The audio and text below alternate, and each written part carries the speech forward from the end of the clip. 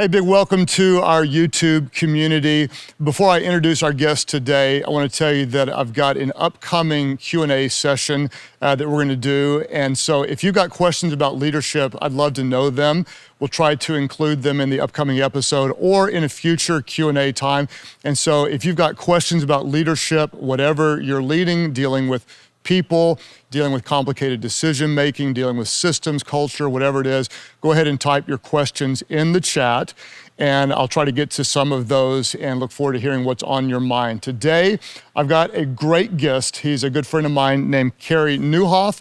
I've got to read to you about this guy. He is a podcaster. He is a speaker. He is a leadership coach. He is a lawyer. He's the CEO of the Carey Nieuwhof Communications, and he's helped thousands of leaders grow. He's helped me as well. He's got a brand new book out called At Your Best, How to Get Time, Energy, and Priorities Working in Your Favor. We'll go now to my conversation with Carey. Hey, Carey, I'm super honored to have you on the podcast. I've been looking forward to this for a long, long time. Well, so have I, Craig. I got to tell you, I don't think I've missed an episode, and you and I have gotten to know each other over the last few years personally, and it's just a thrill to be with you. So thank you so much for having me. I have so much respect for you as a leader. And also, you know, when you get to know people personally, it's just wonderful to know that what you see behind the scenes is better even, and there's nothing wrong with what you see publicly, but when it's better than you imagine, that's fun. And you're one of those people. That's kind of you. I don't think I've ever told you this, but I have told you I have so much respect for your content. It's so good on leadership, and I promoted your podcast in the intro, but I do want to just say again, for those in our community, if you're not listening to the Carey Nieuwhof Leadership Podcast, you really, really should. It's some of the best content out there. But I've never told you this, but when I'm researching anything, I always type in that subject and then your name just to see if you said anything about it, because your content is so good. And I do want to congratulate you. I'm going to hold this up if people are watching, for your new book, At Your Best. I want to ask you more about that in a bit, but first I want to just kind of get caught up and talk all things leadership, if that's okay. Please do. I'll dive in. You're so much. You're a coach. You're a prolific content creator. And every time I talk to you, I'm stretched by the way you're thinking or what you're doing. I'd love to know, what is it that you're working on right now that's kind of new, exciting, and maybe challenging for you? I think what I'm trying to do, Craig, is, and this is challenging, I am trying to find a way for people who disagree with each other to have reasonable, sane conversations. So I do that largely through my podcast, but also through my website. You know, we're privileged. We have a lot of traffic. And even in the comments, like a lot of people just shut off the comments because they're crazy, right? And so what we're trying to do is find people who almost wouldn't be in the room with each other. And let's just have some conversations. Like I've had you on my podcast many times. I know you have strong opinions. There's probably some guests that, you would be in the room with anybody, but you know, you're like, I don't know that I agree with that. And I think we need more and more forums like that. And honestly, I don't always agree with my guests. I don't always, but it's not my place to correct people. I mean, I have strong views just like any leader does, but I'm trying to create civility, respect, and engagement. Because, and you've said this the last time I had you on my show, you know, you talked about just navigating through crisis and the strong opinions that rose up, you know, and people you've worked with for years or you've known for years. And all of a sudden you realize, oh, they believe this about that. And it's really a question of listening. So I think what's stretching me, what's making it really difficult is, what subjects do you wade into? What do you not wade into? And then how do you create the kind of space where people who don't always agree with each other can come together and work on some common goals or common problems? Mm-hmm. I think that's so important, Carey, and I know that there's so many leaders out there right now that do feel the tension because they're more complicated issues today than most of us have experienced in our lifetime. Yeah. And I'm pretty passionate too about helping leaders get in the room with people that disagree. It's really sad, like especially in our Christian circles, sometimes we get heavily criticized for being in the room with someone that's different. And that's really, really silly, because for one thing is, if we want to make a spiritual difference, we need to be in the room with people that are different. And then secondly is, we're not always right. Or our influence is going to be incredibly limited if we can't understand and explain and empathize with people who think differently, have had different experiences. And so I get really kind of bothered by leaders that have strong opinions, but have strong opinions without empathy or understanding. And that limits their ability to make a real difference. So I'm super glad you're doing that. You're the right guy to do it. You're great at even disagreeing in a way that's loving, and then we often learn from people. So I think that's important. And one of the things I've noticed as I've watched your leadership impact is just grown and skyrocketed over the past few years. It's been kind of meteoric. And there's so many people, so many leaders that say, I want that. I want more influence or more employees or more revenue, whatever. And with the success that you're having, I'm guessing that there are some real benefits that you maybe didn't even foresee. But I'm guessing that there's a real cost that maybe you didn't foresee. Could you talk a little bit about both of those as your impact has increased? Where are you surprised at the benefits, and what are some costs that other people may not know from where they sit? I do regularly wake up and think, how did this become my life? And some days, that's how did this become my life? But most days it's wow, how did it come about that I get to do what I do? And one of my favorite things, Craig, as you know, for what I get to do is I get to talk to some of the top leaders in the world, like yourself and many of your colleagues. And then people that I used to sit in the back row at a conference, because I've been at this a long time. I'm a couple of years older than you. And I would sit in the back row and go, I'll never ever get to meet them. Maybe I'll be able to shake her hand or his hand. And leaders whose books I've read. And now, not all of them. I have a list of people I would love to meet. But my goodness, I've met so many influential leaders. And I think that is the biggest surprise and the biggest benefit. And some of them have become friends, not just people I interviewed once, but people that I end up talking to on a regular basis and have developed a genuine relationship with. So I would say that's probably the biggest benefit.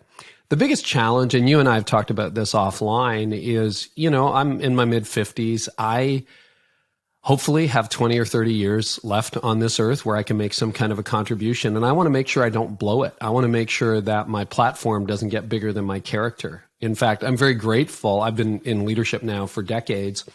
I'm thankful that the kind of audience that showed up and influence, if you want to call it that has arisen, didn't happen to me in my 30s, because I think I would have imploded. I think I did implode in my 30s with a fraction of the influence I have now and responsibility I have now. I burned out. And I wonder if there could have been some catastrophic moral failure in the mix too. And so what I'm trying to do now, my character's had a chance to grow up over a few decades and my faith deepen. And I've got a good counselor, and we're working through what does it take to finish well, and what does it take to have a growing, loving marriage, family relationship, great relationships at work, become a better boss, all of those things, and to guard against the character, the temptations and the character that comes with greater influence. So I want to make sure that my platform doesn't outstrip my character. So there's so many things I want to ask you about in what you just said. One thing is you just said kind of casually, you have a counselor, and someone of your stature, you're not embarrassed to say that? No.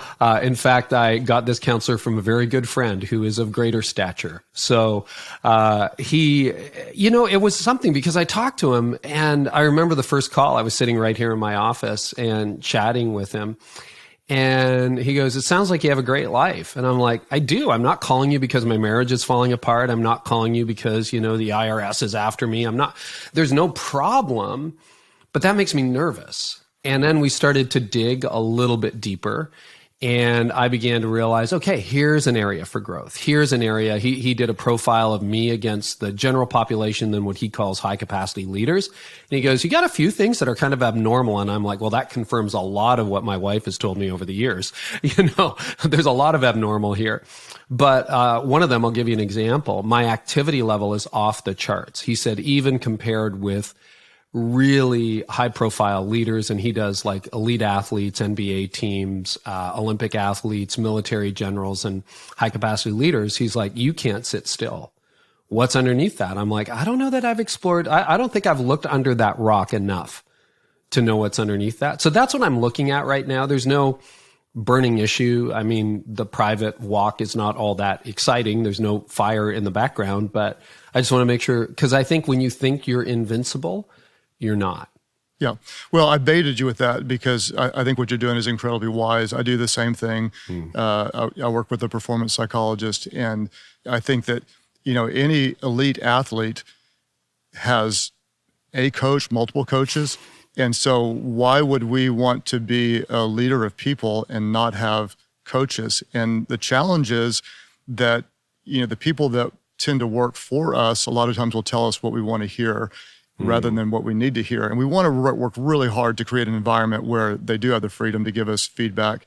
And I think both of us have done that to some extent, but it's really to have someone who's devoted to helping you grow it really is a gift. And so I applaud that in you. I think that's one of the reasons why you continue to impact so many people. You also mentioned earlier when I said, what are some of the benefits? You talked about some of the relationships that you had. Oddly enough, because as your influence has increased, you've met more people that are doing a lot of significant things.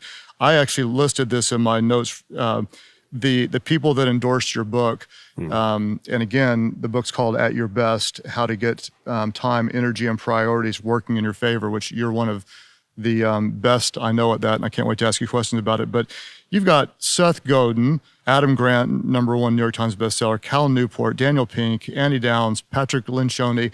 These are some really world-class leaders. And I'm interested in how you navigate those relationships. And let me tell you why.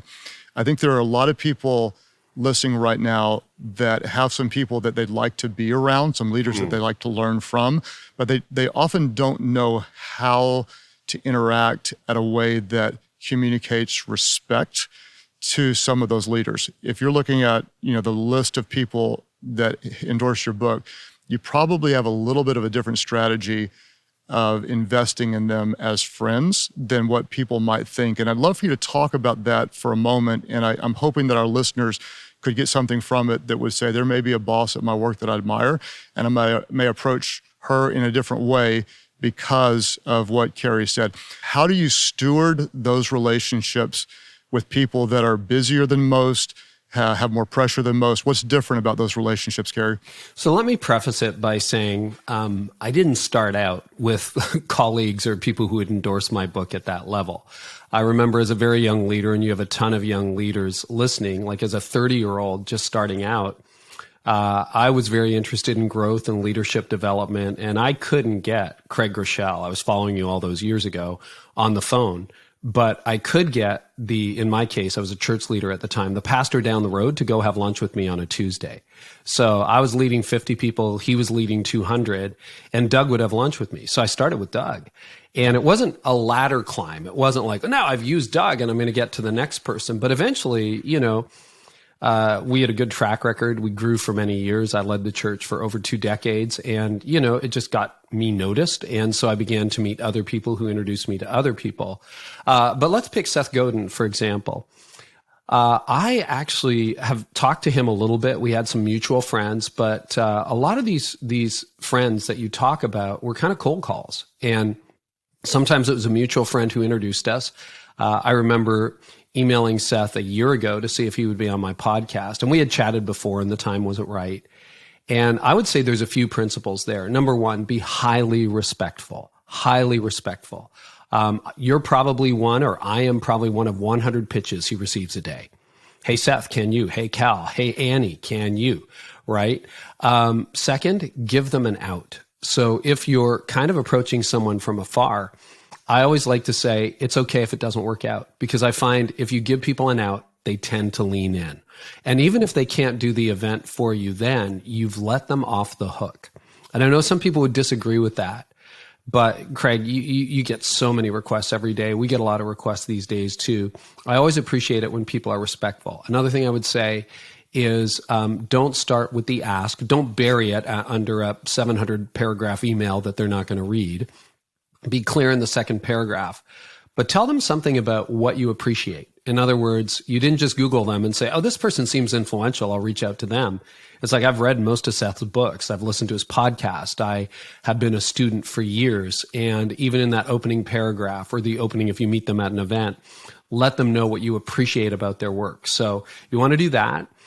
You want to make your request clear. You want to let them know you understand you're very busy. And if it doesn't work out, that's completely fine. I'm going to remain a fan. And then when you're engaging with them, do your research, do your homework, read the book, listen to the podcast. At a bare minimum, don't go in there and say, so, Daniel Pink, what are you up to these days? How do you spend your time? Well, you should know that stuff. And he's done really good stuff. So do your research. Next thing I would say is when you get some time with that person, be fully engaged. Show up early. Have your notes ready. Don't be distracted. Don't be on your phone. Like, just give them your full focus. I would also say respect their time. I like to, particularly if I don't know the person that well, if they give me an hour, I like to finish at 55 minutes. If they give me 45 minutes, I like to finish at 42 minutes because it leaves a positive impression, and their calendar's probably back to back. And if you need more time, ask for it, and then be okay if you don't get it. And then the final thing I would say, and this is really weird because I think, well, what value could I bring to Adam Grant? My goodness. But try to add value. Try to be really engaged and say, is there some way that I could help you? I'm not sure of what I could do, but you'd be surprised. And sometimes they're like, yeah. And so Adam Grant's been giving me introductions to people he thinks would be great on my podcast, introduced me to a number of people.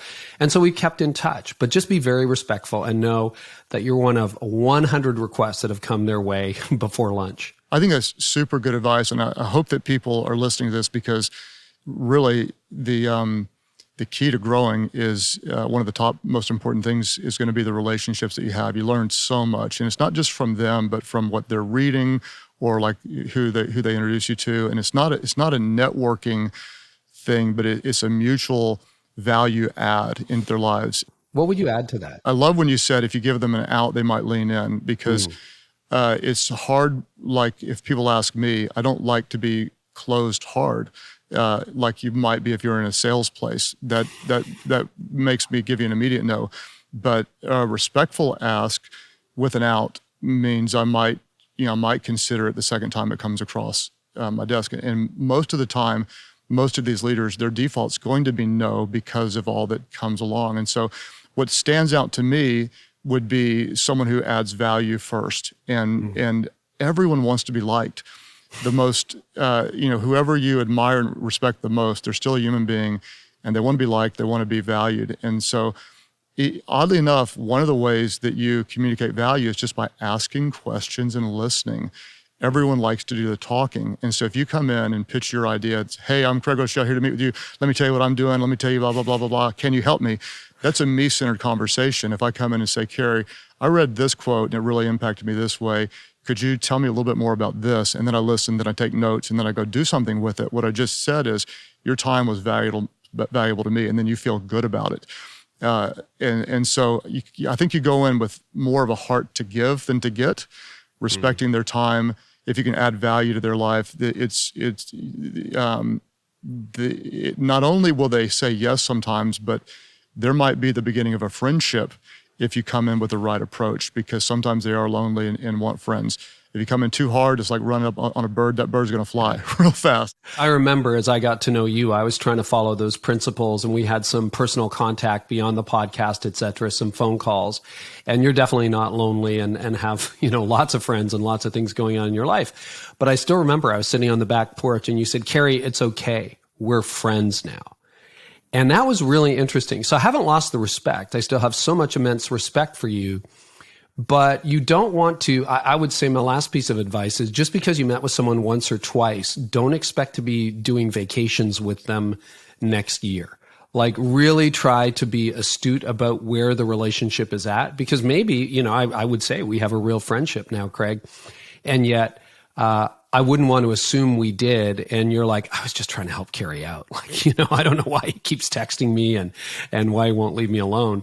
I don't know. Does that resonate a little bit? Like just I think it does. I think you're not going to overstep your bounds. And again, I always try to ask very little and offer a lot, whatever I can to add benefit. I want to talk to you. You mentioned earlier that earlier on you burned out, and you've said before, and you talk about it in your book At Your Best, that burnout is an epidemic. And it's interesting, as we look around today, I see more leaders hurting, limping, struggling, battling insecurity, fear, burnout, I think, than I have in my whole kind of leadership experience. What do you think is different today that's contributing to even more extreme challenges than in the past? Yeah, I think a number of things. First of all, we have been through the hardest 2 years of our life. Let's just call it for what it is. These have been really super challenging years, no matter where you live on the planet. And in some cases, it's far more brutal than it is in the West, as we're seeing. So we need to acknowledge that. But it was already bad in 2019 and earlier. People were stressed. People were burned out.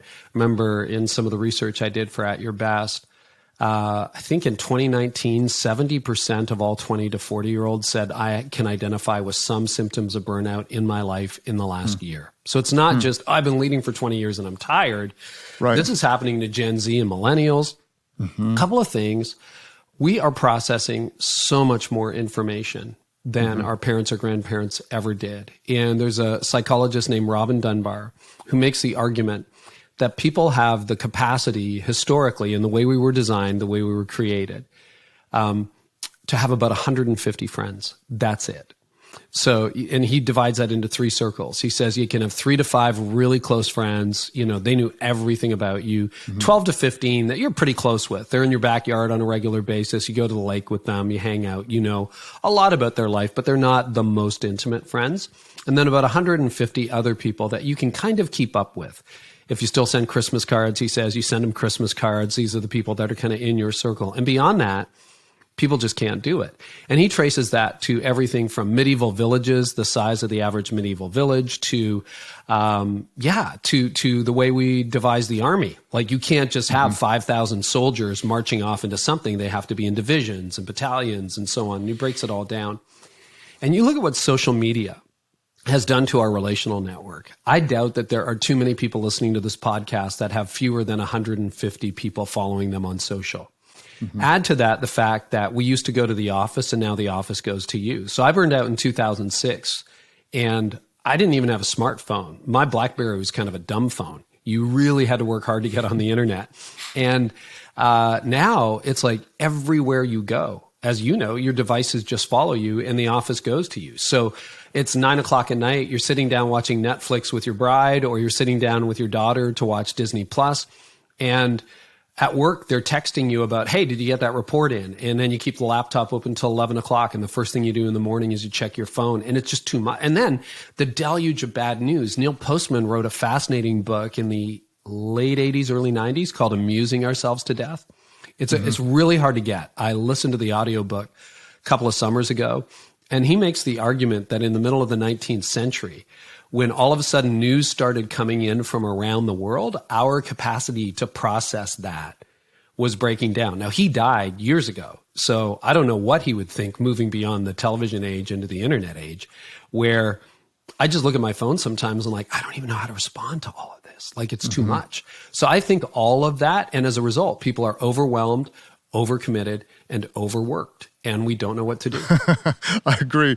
We don't know what to do, but I hope you have some answers for us. Like, it is reading the news. I read 3 news sources a day, and because I feel like I need to stay abreast of what's going on in the world, but I don't think it's good for my soul. It's everything is toxic, both sides, liberal and conservative. It's so biased. It creates like fear, panic, hatred, division.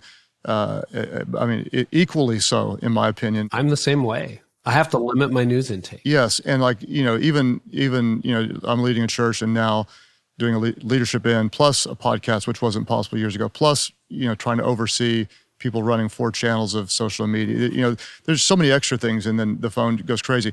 What do we do, like, as leaders? Give me a couple of things that I can do right now, not survive it, but to actually enjoy it. Well, that's the goal. And my goal for the last 15 years has been, it's a simple line, I'll unpack it: live in a way today that will help you thrive tomorrow. because in my 30s, I wasn't doing that. I was living in a way today that would help me struggle tomorrow, make me resent tomorrow, make me fail tomorrow. And after my burnout, it took me 3 to 5 years to figure out, okay, I need a new rhythm. I need a fundamentally different way of living and leading, because I was overwhelmed leading a fraction of what I'm leading today. Like, our church was big. It was one of the biggest in the denomination, fastest growing in the country in our denomination, but nothing compared to what I'm doing today. And so my capacity grew when I started to realize there's 3 primary assets all of us get handed every day we're alive: time, energy, and priorities. And I had studied a lot about time management when I burned out. And it helped a little bit, but it makes you more efficient. It can't necessarily make you more effective. And then I started to pay attention to energy zones. So if you play along, I think I know some of the answer to this because we know each other so well. But we all, and research shows this now, Cal Newport would agree, you have 3 to 5 productive hours in a day. That's it. And I would say, even if you're Craig Groeschel and work out like a beast and eat clean, like your energy, you write books, you write messages every week. Like, what are your best hours of the day? I know you're a morning person, right? But can you put them on the clock for us? Like, would you say I'm best between? I will start one time a week super early and almost embarrassingly early, so I don't want to say the time. But I would say, I'm best between 6 a.m. and 9 a.m. in creating content. Great. So 6 to 9 a.m. Is there a time of day where you're like, oh my goodness, I need some caffeine, or somebody please poke me to keep me awake? Do you have that? I actually do a real clean caffeine first part of the day, and then I do a second smaller dose around 11 o'clock. I don't like to do stuff in the afternoon because I don't want it to follow me to bed. But yes, I work with what types of food I put in my body when, what types of liquid I put in my body, all to work toward the maximum production. And a lot of people would make fun of it and say it's kind of silly, and maybe it is. But in my mind, if it gives me an edge, I think it's worth it. But do you find, if you're creating content, is there a time of day where you're like, I really shouldn't be writing right now, where your brain's a little bit foggy, you're not quite as sharp? Do you have that? I don't do well afternoon from noon on into the evening. That's a different gear for me. Yep. Okay. That's a great way to describe it. And so I divide the day into energy zones: green, yellow, and red.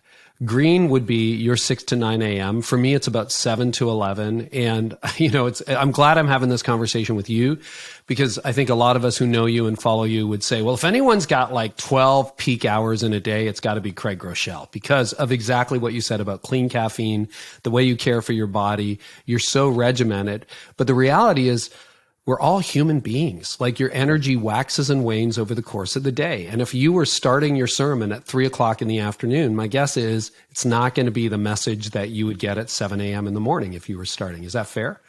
100%. And that means you're part of the human race, like all of us are.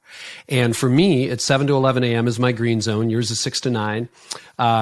I drag my knuckles from 4 to 6 every afternoon. I've got a meeting today at 4. It's a busy season, so I'm doing a meeting at 4, and I'm like, I hope I can stay awake. I hope I can stay focused. And we all have that. And so that's your red zone. I call that your red zone. You're really not at your best. And then everything else is yellow. It's in the middle. You're not at your best. You're not at your worst. And I ignored energy management for years.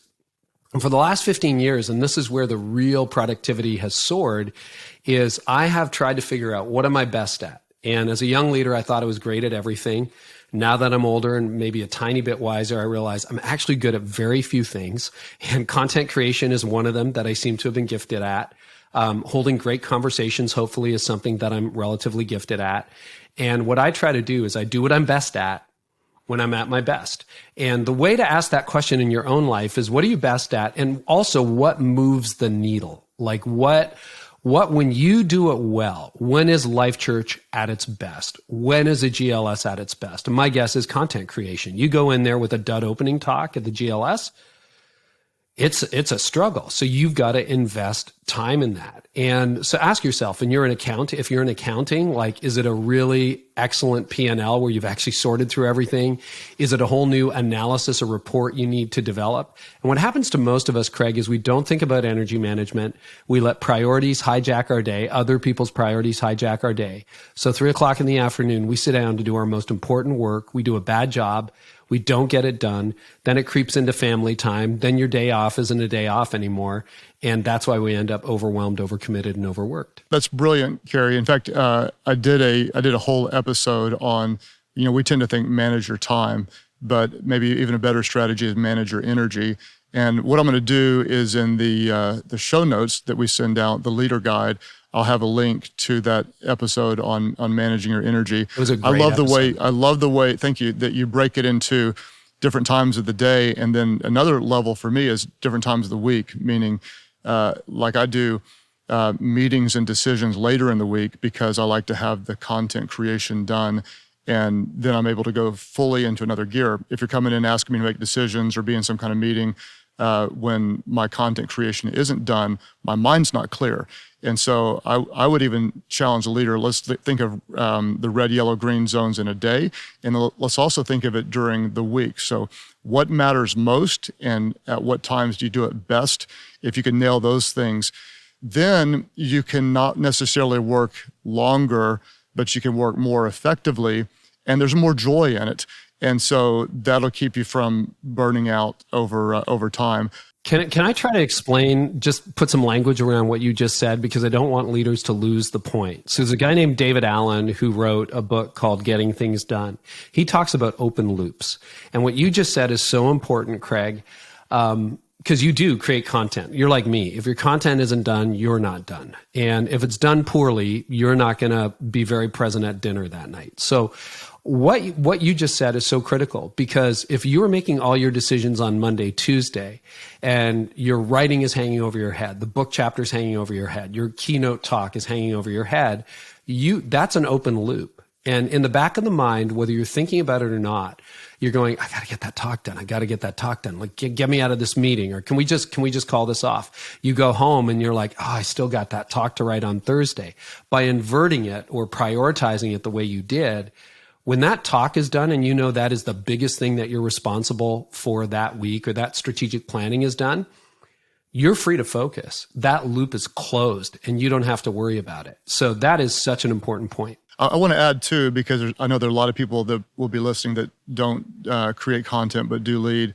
And sometimes people, they look on at pastors and would say, the sermon is the most important part of the week. And I would say it would be the most important for spiritual impact, but as far as the organization goes, it's often not the most important thing. Meaning, and I tell a lot of preachers that you don't need to work on your preachership as much as your leadership. And so the content creation really does matter. But what I also want to do is, if you can have great communicators, but if you don't have great systems and great communities of care and great culture and great people, then the preaching doesn't create the organization. Same in business, is the product doesn't create a great business. The business is the great business. And so what we have to do is content is what I do. Leadership is what makes the organization.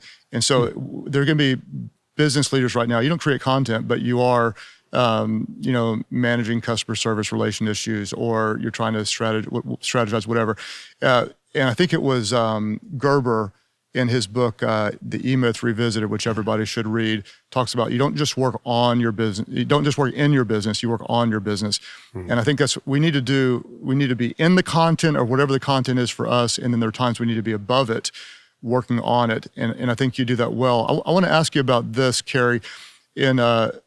Preachers will say things like, God has a wonderful plan for your life. I always joke around and say, other people have a wonderful plan for your life, and they want your time all the time, especially as your business grows, your podcast, your influence grows, whatever. How do you manage the volume of outside initiatives coming to you? Would you speak? Would you write? Would you be on my podcast? Would you come here? Would you do this fundraiser?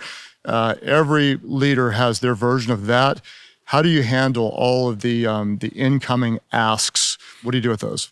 Yeah, well, there's a system for it. And I just want to say to those who are not in a church context, and there's a lot of you, I was in law before, and this is true. Your priorities will get hijacked by everybody else. You're prepping for court the next day, and somebody's got this urgent fire, this thing they've got to figure out. And so what you want to do is you really want to focus on your most important tasks, whether that's recruiting new clients, whether that is just pick what is most important for you. It could be aligning your team. I know if my team is aligned around a common mission and vision and strategy, everything goes better. So I spend a lot of my time doing that. But nobody's emailing you saying, Craig, I'm going to cancel my lunch with you so that you can better, more fully align your senior leadership team, okay? Correct, right. Yeah, or so that you can go and reach new people. Nobody's doing that. They're saying, Craig, I'm in town. Do you want to have lunch with me? Craig, do you want to do this? And I get that too. And you don't have to be in leadership long for the opportunities available to exceed the time available. So you're exactly right. If you don't decide ahead of time how to use your time, somebody else will. And that's where the value of a fixed calendar comes in. So what I started adopting a number of years ago, well, it's over a decade ago now, is I'd take my green zone and I block it off and I make an appointment with myself. So time blocking. And so every day, if you look at my calendar, you can say, Carey, what are you doing in March of 2023? I can look ahead 2 years because it's the same every week. We're creatures of habit. I've already got appointments in there, and Monday morning says writing, and Tuesday morning says strategic planning, and Wednesday morning says content creation. And then the afternoon is like podcast interviews. Your life is a series of repeating patterns, and you can fight that or you can cooperate with it. And I would suggest cooperating with it. And then when you ask me, hey, Carey, 2 Mondays from now, are you free too? I can look at my calendar and go, actually, I'm not. Now, I don't have a meeting on the calendar, but I have a meeting with myself. I've time blocked that time available, and I may have 1 or 2 slots to do outside stuff during the course of the week. And so that's one way to deal with it, is that already gets rid of it. But then you've got the task of, well, now I got 10 things that are requesting my time, 10 requests that have come in. So a couple thoughts on that. Number one, you need to learn how to say no nicely. And I'm Canadian, so we're kind of like Switzerland. Okay, we're neutral. And most of the people I work with are in the US, but I happen to live in Canada. And it's just like, thank you so much. I would be honored to be a part of it and honored that you would ask. However, in light of my current commitments, I'm not able to do that. I'm so sorry. Don't say maybe another time unless you really mean maybe another time. Because a lot of people will circle back and say, how's this month? And maybe you're not going to do it this month either. So I think you need to learn to say no nicely. The other thing that's really powerful is categorical decision making. And that's a term I use to describe to all the things that you've decided to do and not do ahead of time. So I got a request. I was looking at it with my assistant this afternoon.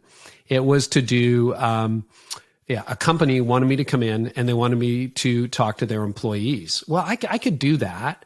But it was sort of like open to the general public, more kind of thing. I'd rather spend time with leaders so we kind of know, well, I don't do general audiences as a rule. I tend to do leaders. Now, I spoke at South by Southwest a couple of years ago. That was an automatic yes, because you get some of the most influential leaders in tech and the arts and film together. And that was a great opportunity. So I already decided what audiences I'm going to speak to, what audiences I'm not going to speak to. When I was a pastor, when I served as a pastor, I decided I didn't do weddings. And that sounds really counterintuitive, but you know what happens in a large church, Craig? Every Saturday in your future is gone, and suddenly you don't know your children. So other people could do weddings. We had an outsourced referral system for that. And I would make exceptions. If you were my EA or you were in my family, I'd do your wedding. And if that seems unfair, fine. Come on board as my EA or join my family and maybe I'll do your wedding, right? So you have those categorical decisions, whether it's I don't do breakfast meetings, I don't do weekend meetings, I don't do whatever. You make those decisions, a lot of that is made for you. And then if you're nice in saying the no, but firm, that's how you weed that stuff out. You also have to know what adds value. The mistake, I'll leave this answer because the biggest section of the book is actually on this, Craig. I thought it would be, I should say something about priorities, and it turns out to be 3 chapters.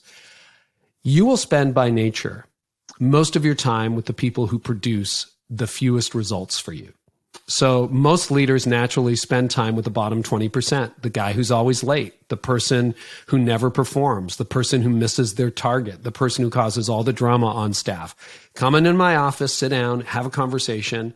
And so you have a conversation, you think you've made a difference, and next week the problem isn't any better. So you invite them into your office. And what you should do is stop making room in your life for people who, what John Townsend says, have a flat learning curve. They're just, I'm not helping them. Clearly, maybe somebody else is, but I can't help them. Cut that out of your life and then spend 80% of your people time with your top performers. And what you'll discover is your top performers never ask for time with you. they're out there crushing it. And if you're saying, hey, Craig, do you want to have lunch? I'd love just to catch up with you. No agenda. I just want to build into you and spend some time. You leave feeling energized. They leave feeling energized. And they lean in a little bit harder because they love the time they get with you. So that's one way to reallocate your time and keep your priorities from being hijacked. That's so good. And I think that section in the book is worth the cover price and over 10 times. It's so helpful. And I think, just to kind of be clear, in the early years of whatever you're doing, you're going to have to say yes a lot. Like if people are, asking you, can you help? Would you, whatever, your answer better be yes, I'm here hungry to learn. But the longer you lead and the more influence you have, if you continue saying yes to everything from the outside, then you're never going to be able to say yes to the most important priorities. And I would say the more you want to do, the more your default almost has to be a no. And that's not unloving, that's strategic in the way I'm going to love the most people is by saying no to the things that would take me away from doing what serves the most people. And so no almost becomes a default. No is a complete sentence. A lot of times people say you have to give a long why. A firm no is a lot better than a wishy-washy no. It's just no, that doesn't work, I'm sorry. If you want to do a lot, you want to initiate almost everything that goes onto your schedule, not respond to it. Because if you're always responding and not initiating, then you're going to be following other people's agenda and not creating the environment or the culture or the product or the ministry that is inside of you. So I'm super grateful I've learned from you over the years. I want to ask you one more big question about the book, and then I'm going to get into a little lightning round just for fun with you. But you've written several books, and every time you write a book, I know it's most people wouldn't know this, but it's often born out of personal struggles. And then you kind of have some aha moments along the way or even after the book where you go, oh, now I see this. I wish I'd put that in there. In your book, At Your Best, what was your biggest takeaway that you got out of it, that you learned either writing it or afterwards, where you said, I am different as a leader today because of something I learned, something I wrote, or something I discovered along the way in the writing process? Because I had done time and energy management for so many years, that was a lot of codifying what was in there. I think my biggest surprise was the priority section. And you're right, as your audience grows, as your influence grows, as your responsibility grows, the inbound just gets almost unmanageable. Like I never would have guessed it. So it was the priority section. And I'm paraphrasing Greg McKeown here, who wrote a great book years ago called Essentialism, another must read. Been heavily influenced by what Greg has to say. And he was a big influence in my life. And he says, Carey, when you're looking at requests, if it's not a 9, it's a 0. And even now, because what's happening to me with the rapid growth of the platform and podcast and everything like that is what was a good decision last year isn't a good decision this year. So it seemed like a really good decision, and I'm making those decisions in advance. So when I was writing the priority section, I was really like taking notes for myself. And I'm going back to my team saying, hold me accountable to this because I want to say yes to everything. Like I really kind of do. That is my default. I would love to help everybody who asks, and I can't. And Greg McKeown's, if it's not a 9, it's a 0, is really good. And I was saying yes to a lot of 7s and 8s. It's not hard to say no to a 2 out of 10. Yep. But when it's an 8 out of 10 or a 7 out of 10, that's really kind of gray. If it's not a 9, it's a 0. And of course, the people who always pay the price of your overcommitment are the people you care about the most. My wife pays the biggest price. My kids pay the biggest price. My friends do. And ultimately, so do I. And so that's how I kind of schooled myself as I was writing the book. It's like, you need to do a better job of this. Yeah. If it's not a 9, it's a 0. So many leaders, I think, would say, can you do something? And then they ask, well, can I? Rather than should I? Yeah. And that's a good way of looking at it. Well, let's have a little bit of fun. And I'm going to ask you just a bunch of questions, rattle them off, and you can respond as quickly or even as silly as you want to. But what's your biggest pet peeve? Lightning round. Question 1, pet peeve. Leaders who tell me how busy they are.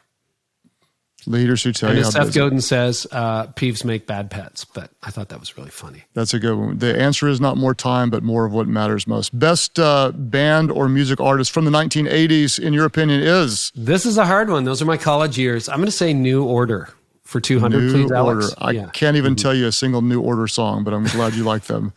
Were you into metal? I got to ask you. What's your favorite? No. I was kind of, I was probably drunk most of the 80s. So it's kind of a blur. Right? I was into Outfield and Eagles and stuff like that. Okay. Oh, the Eagles are great.